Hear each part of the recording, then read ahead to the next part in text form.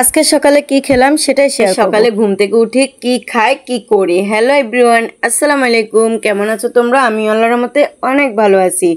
সবাইকে অনেক অনেক শুভ সকাল। তো আজকে সকালটা শুরু করি চা দিয়ে। আর সত্যি কথা বলতে আমি চা খাই না, কারণ আমি অনেক দিন পর চা খাচ্ছি। কতদিন পর খাচ্ছি সেটা আমি নিজেও জানি না, প্রায় 3-4 মাস পর খাওয়া হচ্ছে। যেহেতু আমার গ্যাসের প্রবলেম, আমি চা খাই না। তো এখানে দেখো আমি হচ্ছে চুটকি রান্না করব। আমাদের গ্রাম্য ভাষায় যেটা রেখো চুটকি ফিটা, তোমরা কে কি বলো আমি জানি না। তো এখানে আমি অর্ধেক নারিকেল দিছি, যেটা আমরা বাসায় খামু। ফিটাটা খুবই মজা লাগে আমার কাছে, আপনার কার কাছে কিচ্ছে লাগে জানি না। যাই হোক, শুদ্ধ করতে করতে কিন্তু ওই যে আর মানুষে কয় না, গরিবের ফেলে গিয়েও জমে না, তো আর বসতেছি ইচ্ছা আমি মাঝে সাথে আর বাংলা ভাষা কই দিই। যাই হোক, এটা দেখেন আমি চুটকিটা ঢেলে দিলাম। তারপর হচ্ছে ভালো করে লাড়িয়ে নিচ্ছি। এখন আসলে আমি ভয়েস দিতে আসলে একদম কনফিউজ হয়ে যায় যে কি বলবো। তো এখানে দেখেন আমার একটু বাইরেরটা দেখাই। কালকে সারা রাত বৃষ্টি হয়েছে, এত জোরে জোরে ঠাড়া পড়ছে, মানে কি বলবো যেটা বলার বাইরে। আমার পুরো ওয়ালটা ভাঙি পড়ছে। আর এদিকে দেখেন আমাদের নৌকাটা পুরো পানিতে ডুবে গেছে। আর একটু পানি হলে মনে হয় একদম পানির তলায় চলে যাবে। আর এই যে পানিটা দেখতেছেন এখন একদম উপরে নাকে নাকে, দুদিন পর দেখবেন এটা একদম নিচে চলে যাবে, মানে হাত দিয়েও লাগাল পাওয়া যাবে না। যাই হোক, তো বাইরের মানে ওয়েদারটা দেখেন কি সুন্দর, মানে কি বলবো, একদম সকাল সকাল আমার অনেক বেশি ভালো লাগতেছে। একটু রোদ, একটু বৃষ্টি, মেঘলা মেঘলা, দারুণ লাগতেছে। তো এরকম সকাল দেখলে কিন্তু আমার সত্যি অনেক বেশি ভালো লাগে।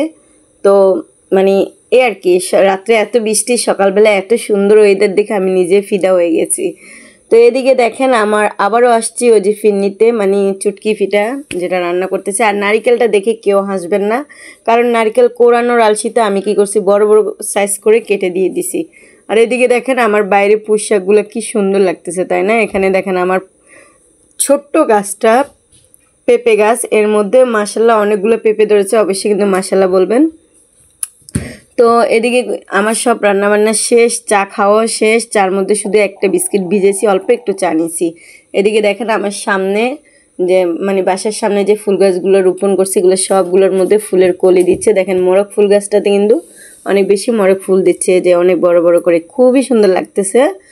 তো এই যে বৃষ্টি ভেজার দিন, সারাটা দিন কিন্তু চলে যাবে এভাবে বৃষ্টি বৃষ্টি ভিজা ভিজা কাদা কাদা করে। এদিকে দেখেন আমার নাস্তা একদম কমপ্লিট হয়ে গেছে, আমার পিঠাও হয়ে গেছে। তারপর হচ্ছে পিঠাটাকে এখন একটু ঢেলে নেব।